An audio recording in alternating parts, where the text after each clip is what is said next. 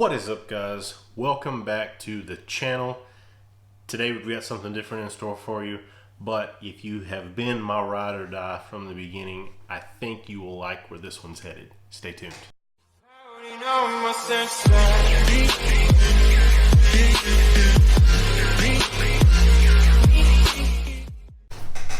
What is up, guys? Welcome back to another episode of the channel. So, judging by the title, you probably know where this one is headed. I have been asked, I could say daily, whether or not I'm going to cover the XFL. So with that, for those of you who don't know, if you've been with me from the beginning, then you absolutely know. I used to cover the Alliance of American Football. So that was a league that was short-lived, unfortunately. But nonetheless, I gained a lot of followers, had a lot of great conversations with you guys about that league. Sadly, it ended before the first season even finished. And with that went my Alliance content. But in 2 weeks, the new league, the XFL2020, will be replacing that league. And I'm pretty excited about it. So in this video, I just want to talk about where my channel is going to stand, I guess, as far as going forward with XFL content. Like I said, there's been a lot of you guys hitting me up, asking if I was going to cover it. I've really been hush and torn about this, but I think there's enough of you guys out there that you deserve to know where I stand as far as the XFL goes. We're back! But before you go, I know a lot of you are going to try and tune out. Don't do that.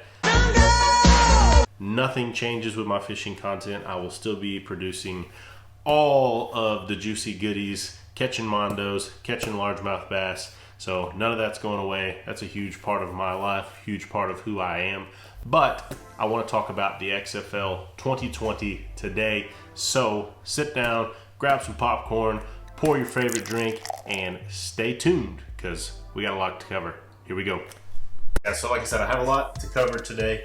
I'm not going to touch on all of the rules and go super in depth because I know this league, like I said, is right around the corner. It's just a few weeks and it'll be kicking off. So most of you probably already have those. But what I am going to do is I'm going to cover some things that I find interesting or that I'm most looking forward to with this new XFL league. But first off, right off the bat, so for those of you who don't know, there's 8 teams. So it'll be 8 teams and it's a 10-week long season. Of course, you guys know I'm from Texas. We got 2 teams in this, whereas the Alliance, we only had the San Antonio Commanders. Now we've got the Dallas Renegades and the Houston Roughnecks. And quite frankly, I'm kind of torn on who I'm going to be rooting for. I like both uniforms. I like both logos. I think both of them fit their particular areas. But now I got some choices and I got some options. But nonetheless, it's broken up. It looks like, and I'm keep referencing my computer here because I have the website pulled up. So it looks like there's 2 different divisions. There's an East and a West. Not a big fan that the West has both Texas teams in it. I would have liked to seen those on opposite divisions or conferences. But nonetheless, that'll make probably for a great rivalry. Who knows how that's going to play out as the season goes along. But nonetheless, got 8 teams, 10-week season, and like I said, kickoff is going to be February the 8th, so right around the corner. I do believe that the XFL is going to do better than the Alliance, and the reason being, the Alliance kind of laid the blueprint, so everywhere that they made the mistake, the XFL, it was basically like a trial run, just kind of setting up the XFL. In fact, there's a lot of players from the Alliance that will be in the XFL. But the biggest thing, if you guys remember on my Alliance content, was leading all the way up to it, they were trying to land those TV deals. And that was a very big thing. And it was kind of one of the knocks on the XFL originally was getting those TV deals. Well, now it looks like Fox Sports, Fox Sports 1, ESPN, ESPN2, and ABC are all in that. So TV deals are locked in, ready to go. So they definitely look like they have a lot more of a backing, a following from those broadcast stations. So that's going to be huge. So rules are going to be a little bit different. Of course, they're like the Alliance. They want that fast-paced game, very fan-intrinsic, which I liked it. The Alliance was probably some of the best football I've seen in quite some time. I know you guys are probably going to rip me down in the comments, but I liked that style of play. I liked how it was fast-paced. I felt like overall, the officials did a really good job.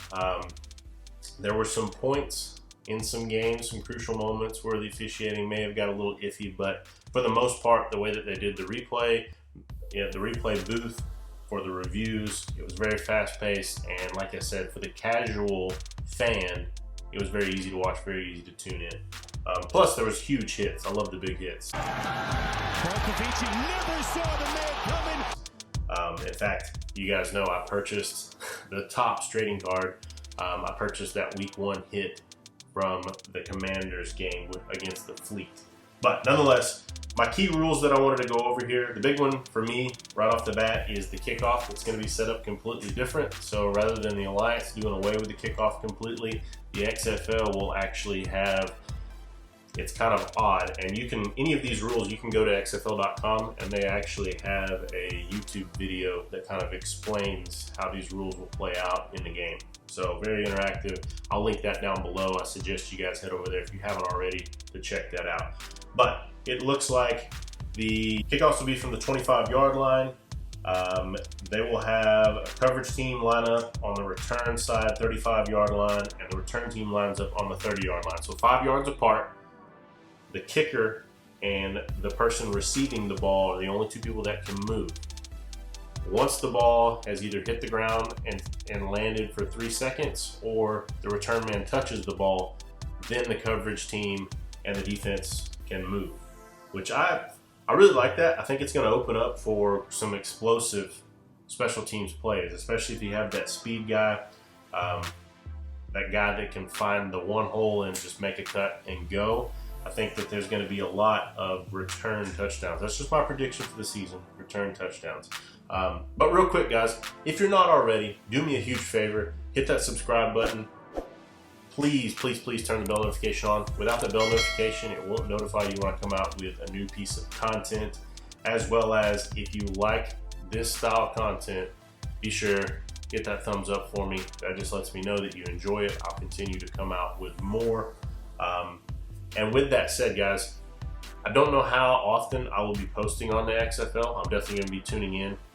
The Alliance, it was something that I definitely kept up with and posted anytime that my predictions went out before the first game of that week, as well as I would always do a recap video from that week and kind of give you guys my picks. Don't know how much I'm going to be able to do for that. So we're just going to kind of play it by ear, kind of working my way back into this. So like I said, if you guys enjoy this, let me know down in the comments section. Be sure, hit that like button. That will let me know that I need to come out with some more XFL content. But anyway, let's jump back into the rules. So that covers the kickoff. That was the main point from that I wanted to make, is I feel like it's going to open up and make for some explosive plays, as well as big thing here, and I'm just going to read this verbatim because I thought this was key. The NFL, as well as collegiate ball, can definitely take note. It says, with a goal to eliminate safety issues with kickoffs, the NCAA and NFL created more opportunities for touchbacks. The increase in touchbacks naturally leads to fewer returns, which means fewer meaningful plays. Basically saying that kickoff now in college and professional ball is pretty much irrelevant, which that's definitely the case. I used to be a big Bears fan. Devin Hester was my guy, and with the rule changes, that pretty much made somebody like that was their bread and butter. You basically taken them out of the game. But anyway, the XFL's proposed rule change will encourage more kick returns while making the play less dangerous by eliminating the 30-yard sprint to collision. So that was always the big thing with the reason the kickoff was so dangerous, is you got guys flying wide open down the field, bam, running into each other. So now with this, you've put them 5 yards apart, so it's almost like a trench fight on every offensive, defensive line play that you see. But it still allows the kicker and that kick return specialist to have an impact on the game. So I'm pretty excited about that. So I think depending on how this goes, who knows, we could absolutely see that rule take place in college as well as the NFL to professional level. But nonetheless, let's keep going. Like I said, we got a lot to cover. So my next one that I thought was odd is a double forward pass. So I could see this opening up for a lot of those offensive specialist gurus coming up with some crazy trick plays. So basically, If a team completes a forward pass behind the line of scrimmage, that team may throw a second forward pass as long as the ball has at no time crossed the line of scrimmage. So basically, I can throw as many forward laterals or forward passes as I want behind the line of scrimmage. So the double pass is one of the most exciting plays in football, and the XFL aims to add excitement. So I think the reason that they came out with this is because a lot of times when you throw those screens or those bubble screens, it's hard for the officials, if it's a dropped pass, to determine, well, was that a backwards pass? Was it a forwards pass? Was it a fumble? Is that an incomplete pass? And so I think with this rule, their main goal of that is to eliminate that. If it's behind the line of scrimmage, they're basically telling you that it's a live ball, which again, that's going to help in speeding up that play. So let's keep going. 25-second play clock. So again, that's all about trying to speed up the game. The comeback period. Now, this is one that I thought was pretty interesting. So basically, this deals with the 2-minute warning. It says occurs after the 2-minute warning in each half.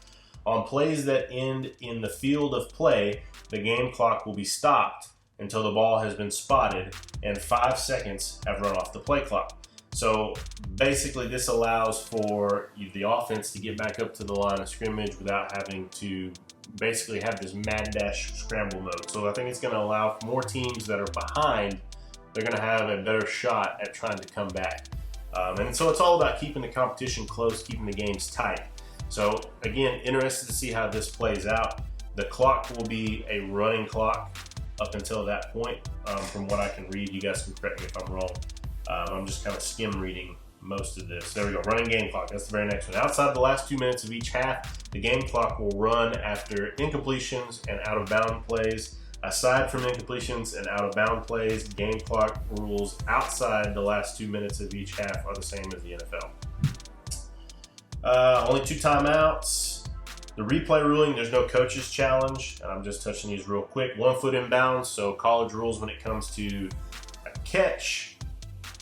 They will have a dedicated ball spotting official. So this is big. So if you run no huddle offense, this is going to help speed up that game. I want to go fast. So these defenses, I'm hoping that during their training camps that they were training for the speed that this game is going to be, because everything that I'm reading rule-wise, it's all going to be about pace, pace, pace, pace, pace. Boogity, boogity, boogity. And the Alliance was as well. So going to be an exciting time, I think. There's not going to be a lot of downtime with these games. So that was one thing. For those of you who watch the Alliance, I remember myself, I'm used to having commercial breaks to be able to go, to the bathroom, go fix some food or whatever. But the only time you ever had a break was halftime, because if you remember, there were no commercials. So it was very much boom, boom, boom, boom, boom. XFL's trying to fit the games in a 3-hour time slot. So I think we're going to see a lot of that fast-paced action driven. Coach-to-player communication, Alliance had this a little bit as well. I'm not sure. The key part to this, though, that I was reading, broadcast partners would have access to the communication between coaches and certain offensive players. So if you guys remember in the Alliance, I just kind of tie it back to that league because that league was fresh just last year. There were times where you would be able to hear what the quarterback was saying to his guys in the huddle or pre-snap. So where it bites you in the butt is, you got live television. I mean, you guys know it's a war out there. And so when you got grown men out there, there's going to be language, there's going to be things that are said. And so I don't know how often we're going to get this broadcast from the helmet, but nonetheless, if we do, I think it will add an intriguing and exciting part to the game. But again, I just don't see it happening very often, just because there's no way to filter and monitor kind of what is being said, so to speak. Simplified illegal man downfield. So another one that I like the direction that this is going. So with the up-tempo offenses running a RPO, so run pass option, it's very difficult for those linemen, whenever you're blocking for a run play versus blocking for a pass play, those linemen getting downfield and drawing penalties. I love the 3-man downfield rule, or 3-yard rule downfield for ineligible receiver, because anytime you take the guesswork out for the officials, they're going to call a better game. It's going to keep the integrity of the game.